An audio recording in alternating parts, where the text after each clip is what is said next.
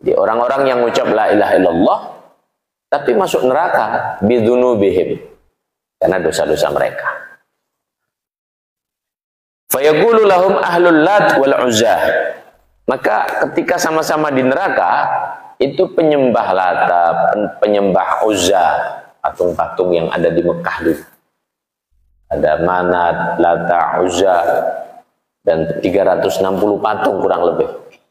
Mereka mengatakan sama-sama di neraka ini, ma aghna ankum qaulukum la ilaha illallah wa antum ma'ana finnar. Berarti ucapan la ilaha illallahmu dulu di dunia tidak bermanfaat, tidak berfungsi. Karena nyatanya ya kamu masuk neraka, kami juga masuk neraka. Kami dulu nyembah Lata, nyembah Uzza, nyembah patung-patung. Nah, kamu ucap la ilaha illallah, sekarang kita sama-sama di neraka ini. Maka kemudian dikatakan fayaghdabullahu lahum fayukhrijuhum fayulqihim fi nahril haya fayabra'una min hargihim kama yabra'ul qamar min khusufihi fayadkhulunal jannah. Maka tatkala Allah mendengar orang-orang kafir mencemooh orang-orang Islam yang masuk neraka, Allah kemudian lepaskan mereka, keluarkan mereka dari neraka itu, dimasukkan ke sungai kehidupan, Nahrul Hayat. Dimasukkan ke sungai kehidupan. Kemudian setelah itu Allah bebaskan mereka sebagaimana bulan itu kalau gerhana. Bukan berhalan tertutup, ya sudah gerhana bulan. Nanti kembali lagi terang kalau itu pergeseran, penutup daripada terangnya bulan itu mulai bergeser dia. Ya, sesungguhnya itu kan pertemuan matahari dan bulan sejajar dengan bumi, ya. Jadi tidak tampaklah itu bagian penerangan cahaya bulan itu. Saya akan disunahkan kita melakukan sholat gerhana. Artinya itu adalah tanda keagungan Allah, bisa membuat apa yang namanya keindahan sempurna dari bulan itu nyatanya bisa tertutup juga itu. Siapa yang membuat itu? Allah Subhanahu wa ta'ala. Nah, sehingga kita diperintahkan untuk sholat gerhana, namanya sholat khusuful qamar, gerhana bulan.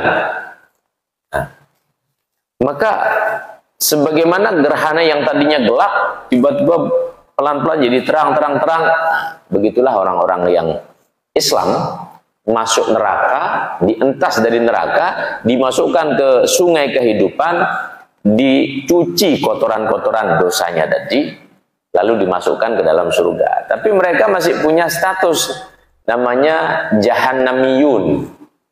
Orang-orang surga menyebut ini kelompok jahannamiyun, orang-orang yang mantan neraka jahanam.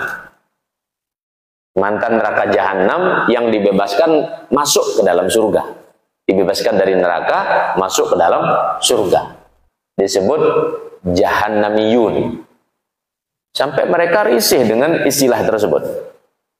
Lalu di surga itu kan tidak ada lagi katanya dengki, tidak ada hasud, tidak ada kata-kata tidak enak. Tapi kok mereka punya status itu?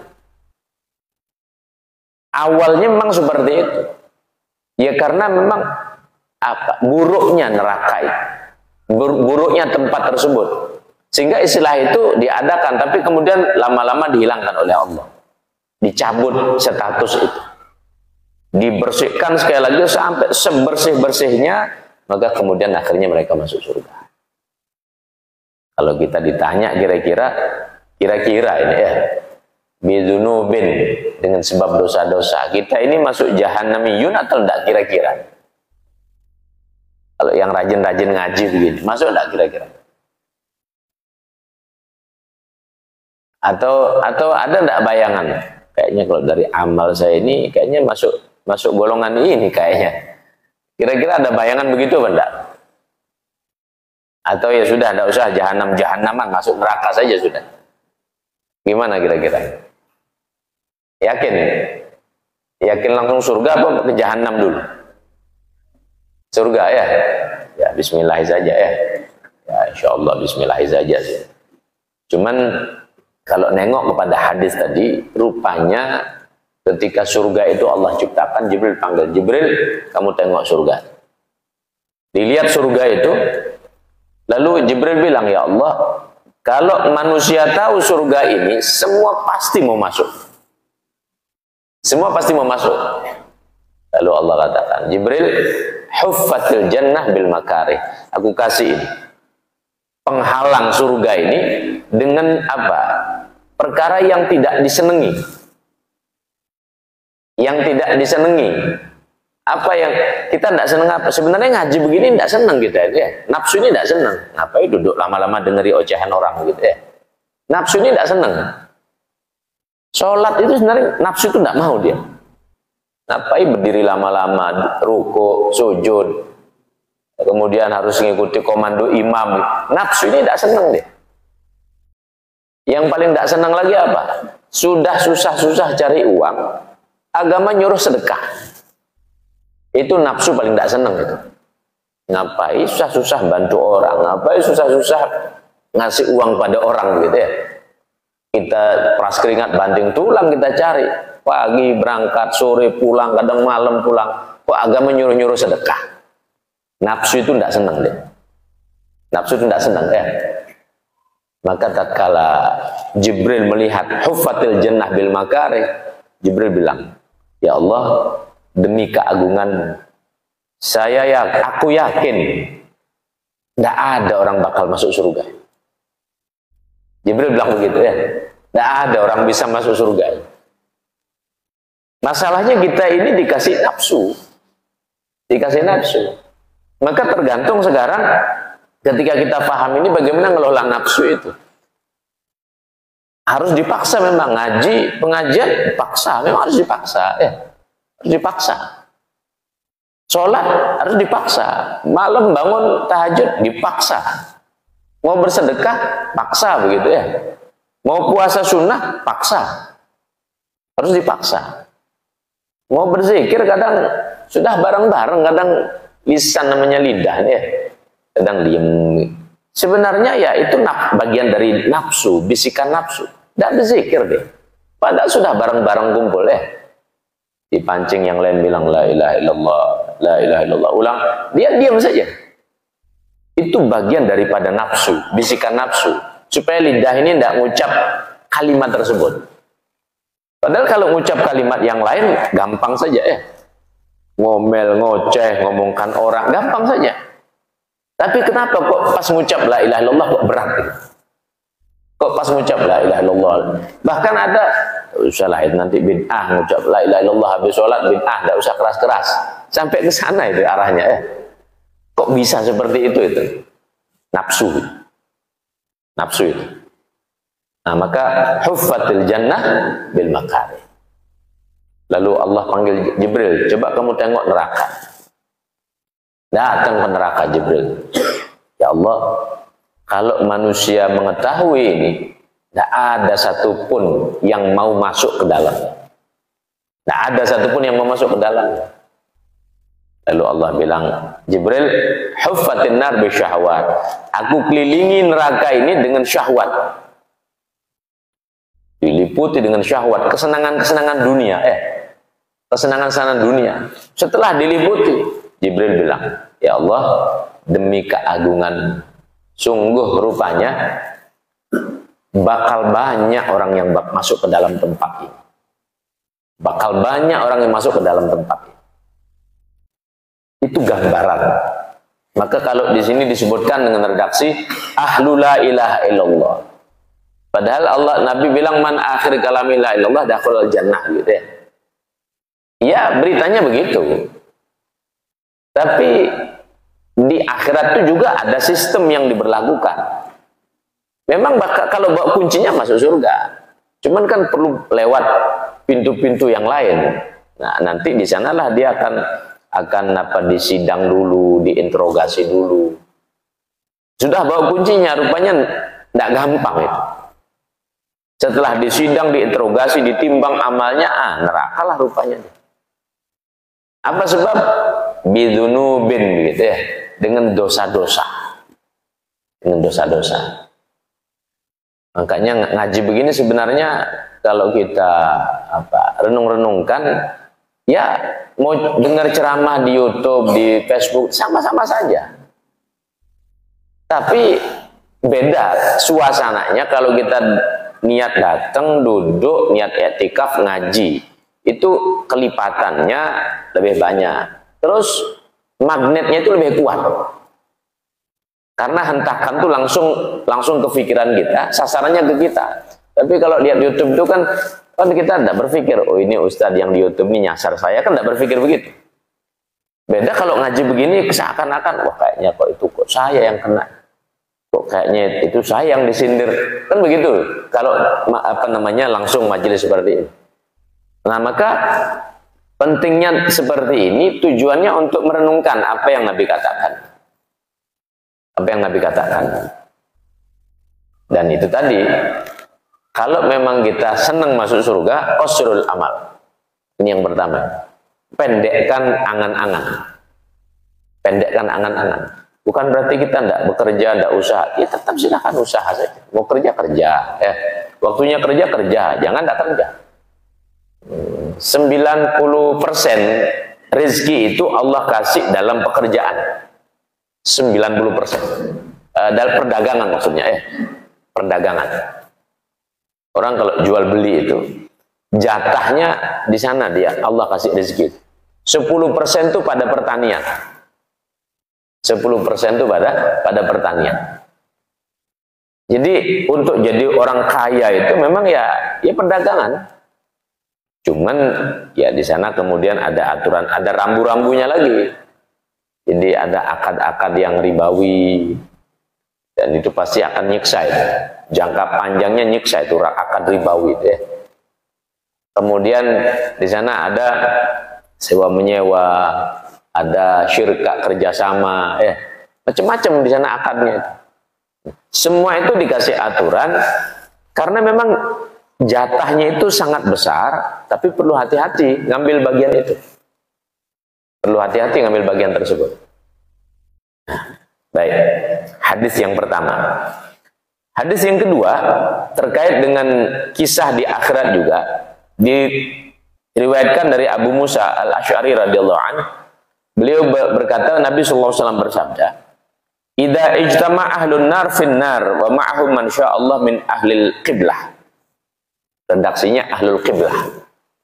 Apabila orang-orang yang sudah ditetapkan masuk neraka dikumpulkan, dan siapa-siapa yang Allah kehendaki termasuk ahlul qiblah. Siapa ahlul qiblah? Ya yang ucap la ilaha illallah, yang mau sholat. Ahlul qiblah. Qala al-kuffar lil muslimin, maka orang-orang kufar di neraka dia ngomong pada orang-orang Islam, alam takunu muslimin, loh bukankah kamu dulu orang Islam? Dulu kamu kan, bukankah kamu orang Islam? Qalu bala. Fama aghna ankumul Islam. Ya terus apa manfaatnya kamu jadi orang Islam? Dulu kamu orang Islam, sekarang ini sama-sama sirtum ma'ana finnar. Kita sama-sama di neraka ini. Kita dulu kafir, ya nyatanya neraka. Lu kamu Islam juga nyata neraka juga lah. Redaksinya begitu. Qalu, mereka menyatakan, kanat lana dzunubun fa'ukhidna biha. Memang kami dulu ya melakukan dosa-dosa. Kami dulu di dunia melakukan dosa-dosa. Akhirnya Allah siksa dengan dosa ini. Allah masukkan kami ke dalam neraka. Bukan berarti kalimat la ilaha illallah itu tidak berfungsi. Islam itu tidak berguna, bukan. Kami yang salah. Hanya ngaku juga di sana nanti ya. Jadi kita-kita yang melakukan dosa-dosa, yang mati belum bertobat, dan hisabnya lupanya lebih berat dosa-dosanya, nanti ngaku di sana. Kami di dunia dulu melakukan dosa-dosa. Akhirnya Allah siksa kami dengan sebab dosa-dosa tadi. Allah dengar obrolan orang kafir dengan orang Islam di neraka itu. Allah dengar itu. Maka kemudian fa'amara biman kana finnar min ahlil qiblah fa ukhriju falamma ra'a dzalik man baqiya minal kufar qalu ya laitana kunna muslimin. Ketika Allah dengar itu, Allah ambil tuh orang-orang Islam yang dibakar di neraka itu. diambil oleh Allah, kemudian diselamatkan sampai habis betul sudah. Neraka itu sudah tidak ada isinya, orang Islam habis sudah. Cuman pada riwayat yang kelima, ini riwayat yang kedua ya. Riwayat yang kelima di sana dijelaskan ada orang yang masuk neraka itu dia seminggu hitungan di dunia. Ada yang masuk neraka itu sebulan. Ada yang masuk neraka itu setahun. Ada yang masuk neraka itu sampai 100 tahun. Ada yang masuk neraka sampai ukuran pertama dunia diciptakan sampai selesai, sampai kiamat. Sebegitulah lamanya. Tapi akhirnya dibebaskan juga. Akhirnya dibebaskan juga. Cuma tidak tahu siapa itu yang sampai selama-lama begitu deh. Selama-lamanya macam seperti itu. Walaupun kalau dibandingkan bahwa satu hari di akhirat seperti 1000 hari, 1000 tahun di dunia, perbandingan kan begitu. 1000 tahun di dunia. Cuman kalau kita hitung bumi ini, di dunia ini dari zaman Nabi Adam, kalau kita hitung mungkin sekarang ya hampir mungkin 8 ribuan tahun sudah ya. 8 ribuan tahun. Nabi Adam 1000. Nabi Adam 1000 tahun ya. Ya 1000 tahun lebih. Nabi Nuh pun juga sama, kurang lebih 1000 tahun. Hidupnya Nabi Nuh ya. Kemudian Nabi Hud, Saleh, Ibrahim, sampai kemudian Nabi Musa, Nabi Isa, Nabi Muhammad. Ya mungkin 7.000, 8.000 tahun lah sampai kiamat nanti. Sampai kiamat. Berarti kurang lebih orang dibakar sekian ribu tahun. Itu paling akhir nanti orang masuk ke dalam surga. Itu orang Islam. Apa sebabnya? Ya mungkin tidak pernah sholat, mungkin ya.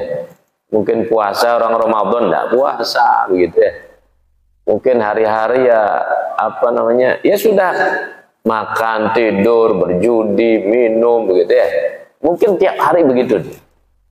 Tapi masih la ilaha illallah begitu. Masih Islam dia, masih la ilaha illallah. Tiap hari dia maksiat gitu. Mungkin gitu ya. Nah, ya enggak tahu juga nanti. Yang jelas kan setiap maksiat itu kan tercatat itu. Setiap maksiat itu kan tercatat ya. Nah, kita enggak tahu. Nah, maka Nabi menggambarkan seperti itu. Ya, tapi kan seminggu di neraka ya panasnya bukan main ya. Gak usahlah kita mikir 1000 tahun. Seminggu di neraka itu gimana rasanya? Orang dimasukkan ke open itu ya. Open tembakau itu. Panas itu kan open memang. Kita masuk ke sana pakai baju, pakai ini ditutup pintu. Panasnya bukan main itu. Atau kalau yang pernah mandi di barat ya, di barat ada air panas di barat. Itu panas itu air itu. Nggak bisa langsung dinyelup langsung ke dalam tuh nggak bisa. Paling kakinya dulu pelan-pelan gitu ya. Nanti kurang lebih 3 menit, 5 menit baru kemudian lutut, baru pusar ya. Mungkin sudah setengah jam baru bisa dia tenggelam. Masih bertahap itu. Itu baru air panas. Ini api ya. Yang Allah katakan 1000 tahun itu dimerahkan, nyala. Habis itu 1000 tahun itu dihitamkan, dibuat biru. Habis itu 1000 tahun lagi jadi hitam legam hitam.